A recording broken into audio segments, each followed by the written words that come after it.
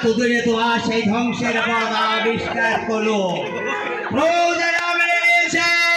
রাজ্যের অর্ধাংশ দেবে প্রতিশ্রুতি ভঙ্গ করে ভেবেছ নিষ্কণ্ঠে জবাব করবে, সে আশা তোমার মিটবে না শয়তান।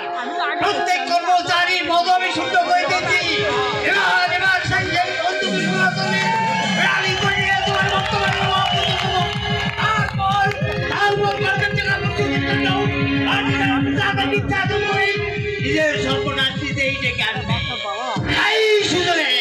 তোমার ওই সাধের মস্তকখানা দেনার দায় আমি দখল করে নেব।